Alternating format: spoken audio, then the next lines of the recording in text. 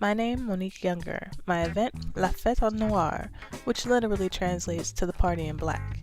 And what a party it's gonna be, y'all. Soul, funk, reggae, rock and roll, a little breakbeat, gospel jazz, and a touch of the blues. June is Black Music Month, and the music is as diverse as the people who come to celebrate it. Black music is inspiring, rhythmic, soulful, and full of heart. This night is going to be a night to sing along, to listen, to learn about music history, to recognize the contributions of our African American ancestors, and to have a funky good time. For one night only, Saturday, June 11th, join Van Hunt, Anthony David, Algebra, and special guest Julie Dexter as they take the crowd way black at La Maison Rouge. Opening the event is Atlanta's own Algebra Blessett, who will be performing original music from her album as well as reaching back to her roots and taking the audience back to church. Award-winning, world-renowned British songstress Julie Dexter is a special guest whose vocal talents range the gamut from reggae to Afrobeat, citing influences as disparate as Abbey Lincoln to Marvin Gaye. Anthony David got his start writing songs for India RE. 4 albums later, and he's being nominated for Grammys and Image Awards for his honest music. There's something bluesy and folksy about David and his music, but there's definitely nothing contrived. His sweet, melodic sound is truly his own.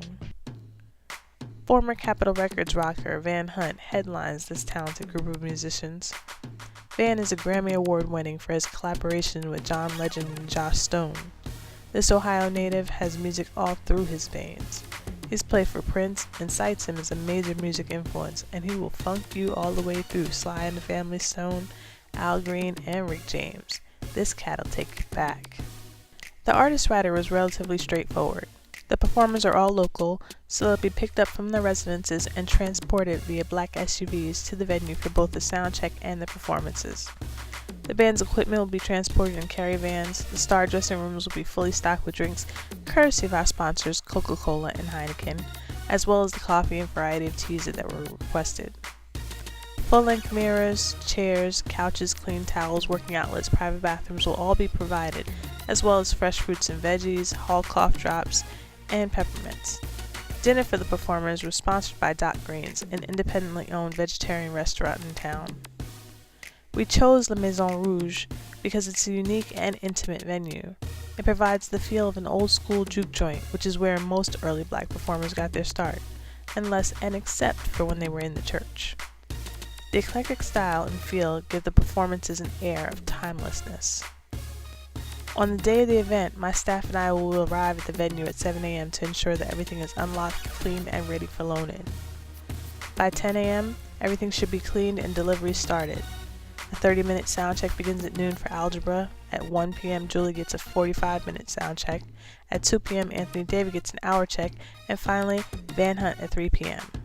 At 4 p.m., I meet with my ushers and ticket takers to inspect their clothes, reiterate what I expect, and remind them to encourage the audience to sign up for our email list.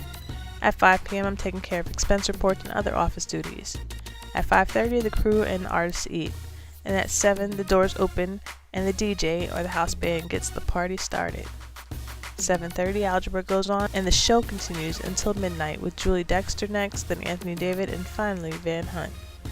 At midnight, the party switches back to the DJ, who becomes our musical guide until the party ends at 2 a.m. I perceive most of my event risks to be on the low side of the probability scale. Because of the type of music that we're performing, I believe security issues to be very low. There's a higher risk of equipment failure issues, but I'm hiring trained professionals to do the audio recording, and we will have several cameras on hand for the filming. One camera may go down, but it's unlikely that all will. If an artist doesn't show, then others would just do a longer set to accommodate the missing performer. The event is going to run approximately $30,000 in expenses. However, nearly $4,000 in in-kind sponsorships and $20,000 in sponsorship dollars offset most of our costs. The fact that we tied this event in with an event like Black Music Month really increased our visibility and eased our sponsorship search. It also helped to generate free publicity with news programs, radio stations, and reporters on the community beat. The program also became an easy sell to the cable networks, and we were able to strike a deal with Music Choice for the broadcast rights to a 2-hour version of the performances. We're also free to sell the DVDs since none of the artists have major label commitments. The profits from the DVD sales, web, and iTunes downloads will be split with the artist 65-35.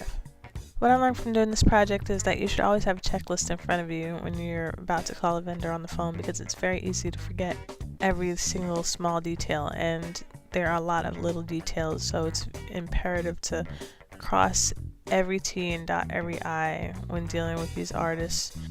Things add up very quickly. When it comes to an artist and their writer and a number of people in the entourage, suddenly things start to expand exponentially and it becomes very difficult to control all of your costs. So those things are very important when you're trying to plan an event on any scale. Thank you for allowing me the opportunity of presenting my project to you. I hope you enjoyed it, and I hope that you find it to be